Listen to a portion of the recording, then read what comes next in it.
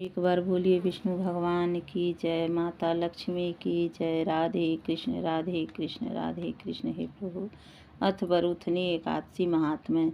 धर्मराज युधिष्ठिर बोले कि हे भगवान, वैशाख मास के कृष्ण पक्ष की एकादशी का क्या नाम है तथा उसकी विधि क्या है और उससे कौन से फल प्राप्ति होती है, सो कृपा कर कहिए। श्री कृष्ण भगवान बोले कि हे राजन, हे राजराजेश्वर, वैशाख मास के कृष्ण पक्ष की एकादशी का नाम बरूथनी है।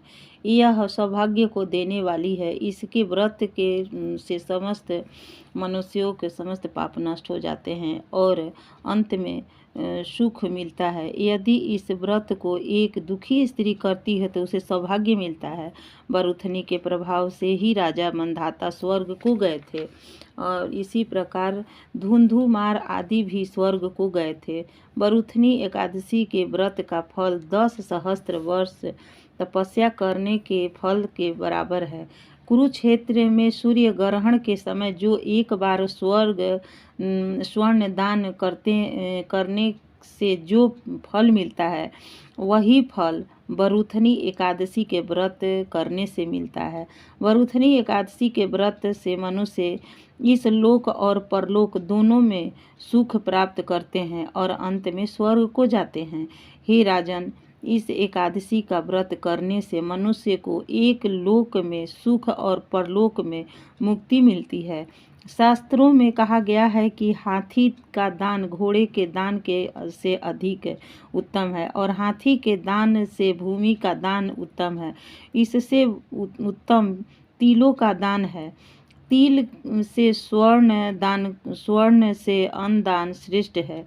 संसार में अन्न दान के बराबर कोई भी दान नहीं है। अन्न दान से पितृ देवता मनुष्य आदि सब तृप्त हो जाते हैं।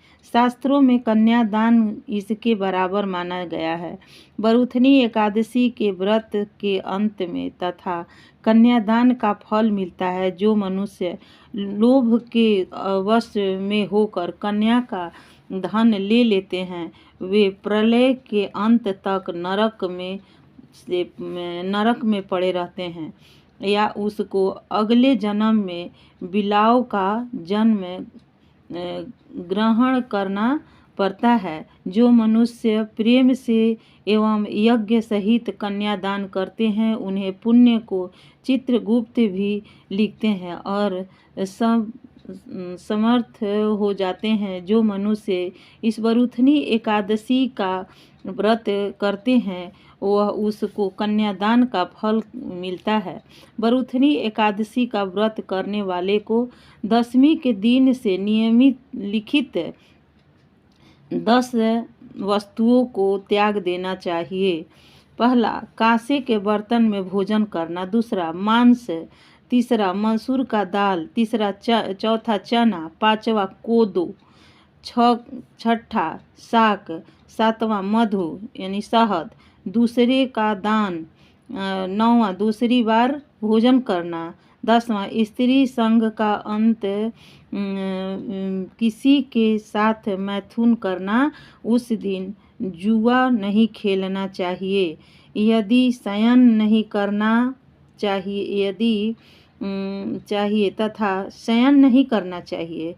इस दिन पान खाना, दातुन करना, दूसरे की निंदा करना तथा चुगली करना और पापियों के साथ बातचीत भी करना नहीं चाहिए। उस दिन क्रोध करना, झूठ बोलना त्याग देना चाहिए।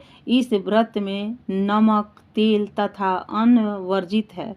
हे राजन, जो मनुष्य इस एकादशी का विधि पूर्वक व्रत करते हैं, उनको स्वर्गलोक की प्राप्ति होती है। अंत मनुष्य को पापों से डरना चाहिए और जो मनुष्य यमराज से डरते हैं, उनको इस बरूथनी एकादशी का विधि पूर्वक व्रत करना चाहिए। इस व्रत के महात्म्य को पढ़ने से 1 सहस्त्र गोदान का फल प्राप्त होता है और इसका फल ग्रहण कर गंगा स्नान करने के फल से भी अधिक है। एक बार बोलिए बरूथनी एकादशी महात्म्य की जय। जय विष्णु भगवान की जय। जय।